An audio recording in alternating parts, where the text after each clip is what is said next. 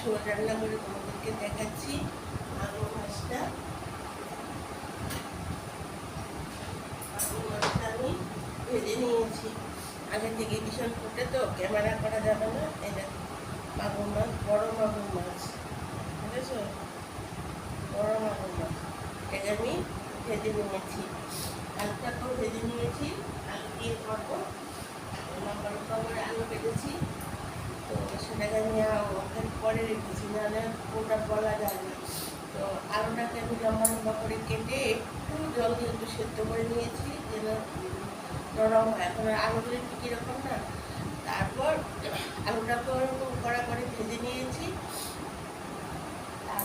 আর মশলা নিয়েছি কি 2 চামচ, ছোটো ছোটো চামচের 2 চামচ জিরের গুঁড়ো, ধনের গুঁড়ো, আর এটা কাঁচা লঙ্কা দিয়ে, এখানে কোনো গুঁড়ো লঙ্কা হবে না, ভালো লাগবে না। কাঁচা লঙ্কা আর একটা বড় সাইজের এরকম এরকম এরকম সাইজের পেঁয়াজ একটা নিয়েছি। নিয়ে তেলটা যখন গরম হয়েছে কালো জিরে ফোড়ন দিয়েছি। ফোড়ন দিয়ে এই পেঁয়াজটা, কাঁচা লঙ্কা আর আদার টুকরো দিয়েছি, এইটুকুটা আদা মিক্সিতে পেস্ট, যারা শিলনোড়াটা করবে শিলনোড়া মিক্সিতে পেস্ট করে নিয়েছি। আর জিরেটা আমি গুঁড়োই খাই, যারা পেস্ট করে দেবে তো পেস্ট, এইটুকু জিরে। আর এখানে আমার প্রায় 15 টুকরো আছে এরকম বড় বড় সাইজের মাগুর মাছ, 3টে বড় বড় মাগুর মাছ। তখন এটাকে ভালো করে একদম মশলাটাকে একটু তেল ঝরিয়ে আর আলুটাকে ভেজে নিয়েছি। এখন আমি চুলটা দেবো, আমি গ্যাসটা চালিয়ে দিচ্ছি।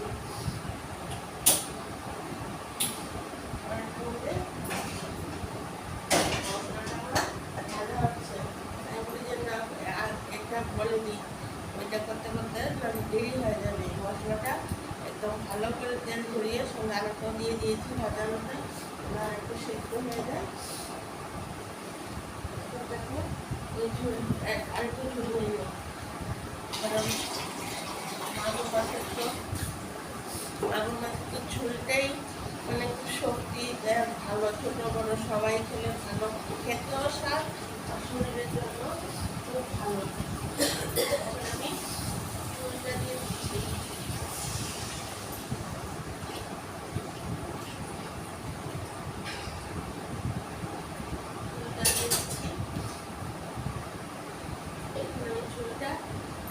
জলটা দিয়ে দিলাম, ঝোল দিয়ে দিলাম, আর জলটা ফুটলে মাগুর মাছটা ছেড়ে দেবো, তাহলে তোমাদেরকে আমি দেখাবো।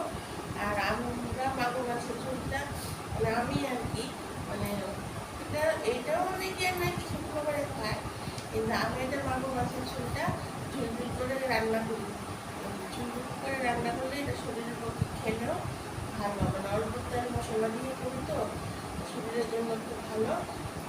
আর যাদের অনেক পেটের ওষুধ থাকে ওদের জন্য তো খুবই ভালো, যাদের শরীর হিমোগ্লোবিন কম থাকে ওদেরও খুব ভালো এটা খাওয়া। আবার এমনিতেও টেস্ট, আর ছোটদের খাওয়াটা তো খুবই ভালো, বয়স্কদের সবারই খুব ভালো। মাছটা আমি ছেড়ে দেবো চুলের মধ্যে।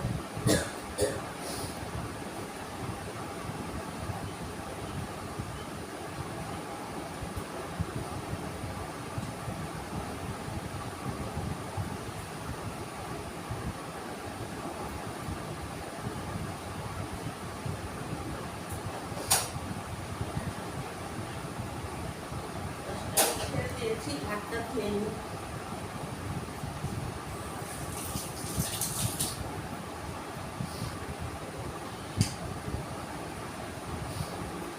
দুটো তো রান্নার জন্য আমার অনেক মেয়ের স্কুল আছে, আর একটা সকালে উঠতে হয়, অনেক স্কুল উঠে রান্না করে নিচ্ছি। তোমরা হয়তো অনেকেই যারা অফিস টফিসে যাবে, স্কুলে যাওয়া ছাড়া বেশিরভাগ লোকই উঠে যাওয়া, অনেকেই ফুল হচ্ছে। বন্ধুরা আমার রান্নাগুলো দেখছো তো, দেখে আমাকে অবশ্যই সাবস্ক্রাইব করবো। এখনই সাবস্ক্রাইব করে নাও না, আমরা তো ভুলে যাচ্ছি। না সাবস্ক্রাইব করলে আমার প্রতিদিন কিছু না কিছু, ওই দিন শিং মাছের ঝোল দিয়েছিলাম, আজকে দিচ্ছি মাগুর মাছের ঝোল। ওই দিন শিং মাছ দিয়েছিলাম সিম আলু দিয়ে, আজকে মাগুর মাছটা শুধু আলু দিয়ে করেছি। আর বাজার থেকেই মাছটা কেটে এনেছি বড় বড় করে, কারণ মানে দুটো জ্যান্ত মাছ কাটতে পারি না, ঝোলটা হলে আমি ওদেরকে দেখিয়ে দিচ্ছি। পুরোটা তো দেখাতে পারবো না, অনেকটা টাইম লেগে যাবে। তো আমি ঝুল দিয়ে নামাই, ওদেরকে দেখিয়ে দিচ্ছি। আমি একটা ফোটা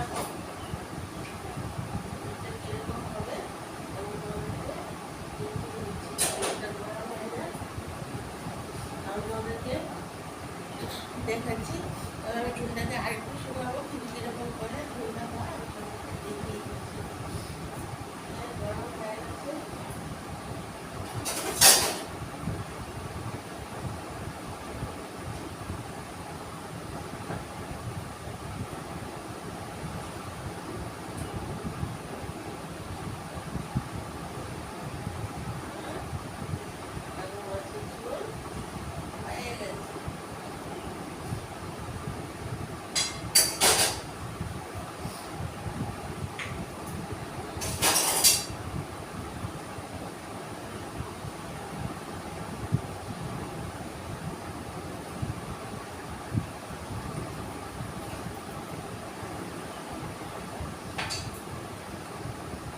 আমার মাগুর মাছের ঝোল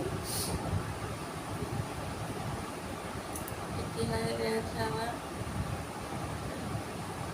বন্ধুরা, আমার মাগুর মাছের ঝোল হয়ে গেছে, দেখেছো?